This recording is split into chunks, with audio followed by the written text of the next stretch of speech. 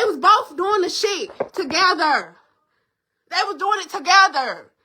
Since y'all want to talk about crashing out, depression and shit. Nah, it was betrayal. Cause how the fuck? It was betrayal. They both was doing the shit. Want to be Bonnie and Clyde. Ryan. Like she said, she'd rather see him do 100 years before she see him out here living the life that she supposed to live. That's what it was about. She had no reason to put her mouth or go behind his back and talk to the detective about a case that she was not even on. Nothing to do with it. Don't know nothing about it. On top of that, she was lying. It didn't have shit to do with it. My brother was finna beat that case. That's where the depression came from. He literally was finna beat the case. No evidence, no nothing. He ain't even did it. They couldn't pinpoint shit on him. They couldn't do nothing. They couldn't do it. He was finna beat it. She didn't go live to grieve quietly. She didn't go live to ask for prayers or post a memory of her brother. She went live because the internet had already made up its mind, and she wasn't going to sit back and let a version of events she didn't recognize become the only story people heard. Within hours of Lispell's name exploding across social media, his sister went live, and what she said didn't just add to this story, it flipped the entire foundation of it. Before we get into it, you are watching CrimeLab Report, where we go beyond the headlines, break down the evidence, and give you the full picture that social media never does. By the time Lispell's sister went live, the comment sections were already flooded. People were calling her brother a monster. People were calling Ari P, Kari a saint. The narrative had already been written by thousands of strangers who were working off fragments of a live stream, screenshots of Facebook posts, and whatever version of events spread the fastest. And Lispell's sister had watched all of it in real time, while simultaneously processing the fact that her brother was gone. So she opened her camera, and she started talking. The first thing she made clear was that she was not coming on to defend murder. She said it plainly. She acknowledged what happened. She confirmed what viewers had already suspected from the live, that her brother admitted what he did. That part was not in dispute. What she was there to dispute was everything the internet had built around it. The why, the who, the version of Ari P. Kari that was being constructed online as a completely innocent woman destroyed by a man she had nothing to do with. Because according to Lispell's sister, that version is not the full truth. She says Ari P. Kari and Lispell were not just in a relationship. They were in the streets together, running together, moving together. She claims Ari P. Kari was the one who knew the men in those circles, that she was the one making the connections, setting people up, operating inside the same world that Lispell is now being judged entirely alone for inhabiting. Her exact framing was direct. If you ride Bonnie and Clyde, you ride like Bonnie and Clyde, meaning the lifestyle, the consequences, the exposure, all of it was shared, not as alone. Now that is an explosive claim. And it is important to be clear. This is a sister speaking from grief and anger. These are allegations, not confirmed facts. But they matter to this story because they represent a version of events that is being loudly voiced by someone who is close to both of these people. And in true crime, the full picture always requires more than one angle. But then she said something that stopped everything. She said her brother was about to beat the murder case. Not probably, not maybe. She said there was no evidence. Nothing that could be pinned on him. She claims investigators had nothing solid, and that Lispell, going into that Monday court date, was in a position to walk away. And if that is accurate, then the weight of what Ari P. Kari's voluntary statement to detectives actually did shift dramatically, because it wasn't just testimony. According to his sister, it was the only thing standing between Lispell and freedom. That changes the question this case is really asking. Not just why did he do it, but what exactly did she hand to prosecutors? And did she understand what that statement would ultimately cost both of them? To understand why that question matters so much, you have to go back to what Lispell himself wrote in those Facebook posts. He said he took a plea deal on a separate case specifically, so he would not have to sit in that courtroom and watch her testify against him. He swallowed that deal. He absorbed that outcome. And he kept showing up as a father after it. In his mind, that was him extending grace. That was him choosing peace over pride in a situation where most men in his position would have done something different. But it wasn't enough. And according to his sister, Ari P., Kari wasn't finished. She says the real turning point was when Ari P., Kari walked into that police station voluntarily. No subpoena, no legal obligation, no pressure from investigators, and gave a statement about a murder case that his sister says she had absolutely no first-hand knowledge of. She wasn't there. She wasn't a witness. She had nothing to offer that came from direct experience. But she went anyway, and she told detectives that Lispell had come to her home after the killing, visibly sick, throwing up. His sister calls that a lie. A fabricated story designed not to deliver justice, but to ensure that Lispell never came home again. And here is where his sister introduces a detail that Lispell never said directly in his own posts. She says the real root of all of this was another woman, a woman named Keyasha, who Lispell had moved on with and was building a life with, while Ari P., Kari, was still in the picture as his child's mother. His sister claims that Ari P., Kari could not accept that watching him move forward, watching him invest in someone else, watching him build something new, that was the wound that never healed. And that wound, according to his sister, is what walked her into that police station. She said herself, Ari P. Kari reportedly told people she would rather see him spend 100 years in prison than watch him live the life she felt should have been hers. That is not the statement of a witness motivated by justice. That is a statement of a woman motivated by pain. And pain, when it is deep enough and left unaddressed long enough, can push people toward decisions that cannot be undone. Now, at this point, we want to pause and bring you directly into what Lispell's sister said during that live. We've been breaking down the key moments for context, but we felt it was important that you hear this directly, in her own words, in her own voice, without any filter. So we're going to play the live stream for you right now. Listen carefully, because there are details in here that go beyond what we have covered so far, and we want you to be able to form your own perspective on everything she said. It ain't got shit to do with y'all. Y'all whole put y'all mouth on shit that y'all don't know shit about. It ain't about them. It's about that at the end of the they the ones gotta go up without he the one gotta go up without neither parent. And y'all hoes on here running y'all about shit y'all don't know about. I'm mad, I'm upset. Cause it's a Facebook sleuth for me. Cause y'all always want to put y'all mouth on shit to my something. The press talking about wait till it keep on coming over. Y'all need to share it. Y'all don't know how to read these whole shit about what a baby daddy in a club and stealing. And that's all you know about a love. You know how to love y'all mother itself. Shut the That thing is understand how much she pray nobody. Ain't nobody. All the mother and all the mother baby dads, ain't nobody loved you that much shit. ain't it. You got married yet, bitch. No, you got Pope management. Shut the up. Talking about some praying about some love, bitch. Go love you like that, hoe.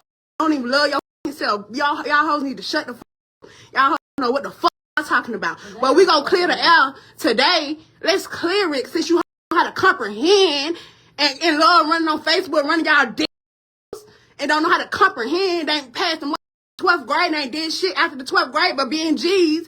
Shut the fuck about talking about some depression. Talking about obsession. Talking about emotions. Obsessed with what? Oh, is she obsessed with? And I'm this mom. If I want to say he was obsessed with anybody, it was Keyasha. It'll be Keyasha, bitch. Not no mother. We ain't finna go down. Cause it's sad for both ends. But we finna get to the mother. I bet you better screenshot this cause I don't even do this Facebook ass shit. And y'all know it. I'm too real for the fake ass. Ass be on. Just want to put y'all mouth on shit. Both of them got fucking hand. My brother is young. She is up there. Anytime my brother fresh out of jail going with this girl. Anytime my brother don't know nothing about half of the niggas that he set up and did the shit with this girl put him on the boys. She put him on. So if you gonna be Bunny and Clyde, you gonna ride like Bunny and Clyde. You got the blood on your hands just until he got the hands. He ain't falling on you. He was gonna lay down and do his time. He was gonna lay down and do the little time on that case with them two. They been setting up niggas and robbing niggas together. They been doing this shit since both of them gone. It's less air. Kari. She was saying them niggas, the niggas, all the niggas. The niggas had my brother don't know nothing had about all the niggas. She the club. She the NPC. She the one in the club. As I can see, I ain't talking her down. I love her, but these her family, her friends, all these bitches talking shit don't know about. Because our hoes went there. And yeah, we can get like that. It always been like that on my end. But anyways, they was both doing the shit together. They was doing it together. Since y'all want to talk about crashing out, depression and shit. Nah, it was betrayal. Cause how the fuck? It was betrayal. They both was doing the shit. Want to be Bonnie and Clyde. Ryan. Like she said, she'd rather see him doing 100 years before she see him out here living the life that she supposed to live. That's what it was about.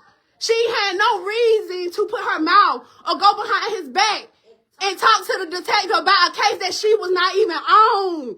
Nothing to do with it. Don't know nothing about it. On top of that, she was lying. It didn't have shit to do with it. My brother was finna beat that case. That's where the depression came from.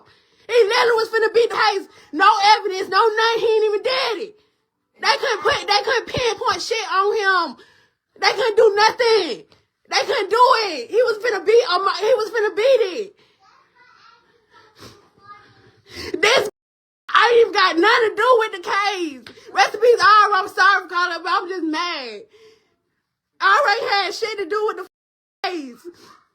Literally, she didn't have no reason to go over there and talk to the fucking police. For real.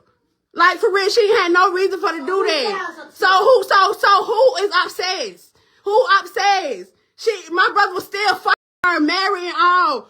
Not trying to break no happy homes. Not trying, because they both dead. Literally, he was staying with me before him and Keyasha got that house. She literally, with that nigga, was still, literally. We didn't have nothing about it. It's like she playing in our face. Literally. And they both be doing that shit together. She the one be knowing them niggas. But the bigger issue. He admitted on live, after he did it. Ho, shut the fuck up. Of course he gonna admit on live in the heat of killing his baby mama because he did some shit. You dumbass. You dumbass. Read, ho. Of course he gonna admit it. Shut the fuck up. Always put your mouth on something. Put it on a dick. And shut the fuck up. Get an education, bitch. Get out the club. Bitch. After drugs. Bitch. Go read. Go get an education and comprehend. Bitch. Me. Yes, we can go there. Like I said, it's said on both ends, recipe both. But it ain't no, he was mad because it said, no, it was betrayal. It was betrayal in the heat of the It was in the heat of the This ain't nothing new. This is some mother 48 shit. I ain't saying he was right, and I ain't saying he was wrong. I'm just saying they both knew what the was into it, getting into. She should have laid down and took her mother time. Took her time. They both was gonna be away from her, their child, for about 5 years. All they had to do was take a plea deal, and that was on their case. And that was and then he took the plea deal, so she wouldn't even have to talk to the police or do nothing. He took the plea deal for her. She ain't had to do that. That shit ain't had nothing to do with her. Now that you have heard it directly from her, everything she said lands differently when you sit with it. Because this is not a woman who came online to excuse what her brother did. She said multiple times she was not saying he was right. She acknowledged the outcome. She acknowledged the admission. But what she refused to accept was a one-dimensional version of the story that the internet had already locked in before her brother's name had even stopped trending. And the detail that keeps pulling everything back to the center, the child, their son, a little boy who is now going to grow up without his mother and without his father because of decisions that neither of them could pull back from once they were set in motion. Lee Spell's sister acknowledged that, in the middle of all her anger, in the middle of all her accusations, that was a moment where everything underneath the rage became visible. The grief, the loss, the permanence of what Monday morning had already become before Monday ever arrived. And that is the part of the story that gets buried underneath the outrage in the viral reposts and the comment section debates. A child exists at the center of all of this. A child who did not choose any of it. not the relationship, not the streets, not the courtroom, not the Monday that changed everything. That child is going to grow up and one day search these names on the internet. One day read these posts. One day watch these videos. And what they find will be the only version of their parents they have left. That weight is real, and it deserves to be said out loud. Lee Spell's sister came on that live angry. Rightfully so. Grief and anger are not always separate things. Sometimes they arrive at exactly the same time wearing the same face. She was watching strangers reduce her brother to a single moment, while erasing every layer of the situation that she lived close enough to understand in ways the comments section never will.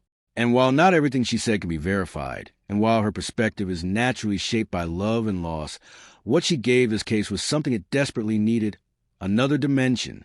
Because here's what this case actually is. Underneath all the viral noise, it is a story about two people who were deeply tangled in each other's lives long after the relationship ended. It is a story about a legal system that accepted a woman's voluntary statement in a murder case and scheduled her testimony without any documented protection in the days leading up to it. It is a story about a man who convinced himself the verdict was already written and made a decision in that belief that cost two people everything. And it is a story about a child who will carry all of it forward into a future neither parent will be alive to see. Lee Spell's sister said one thing during that live that cuts through all the noise. She said this was betrayal, not depression, not obsession. Betrayal.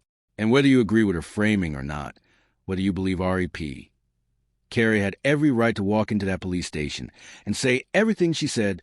The outcome of this case proves one thing that no one on either side of this debate can argue against. When betrayal reaches a certain depth inside certain environments, the consequences stop being theoretical. They become irreversible. They become a Facebook Live that thousands of people watched in real time. They become a Monday court date that never happened. They become two names on the internet that will never be separated from each other again no matter how much time passes. Montgomery, Alabama is grieving right now in a complicated, messy, unresolved way that communities grieve when the people they lose are not clean victims and clean villains, but real human beings with real histories that don't fit neatly into any single narrative. As official details continue to emerge from authorities, CrimeLab Report will be here covering every confirmed development.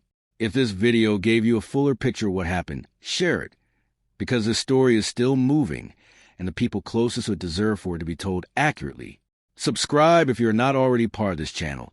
Drop your thoughts in the comments below and tell us, after everything you just heard, where do you stand on this case?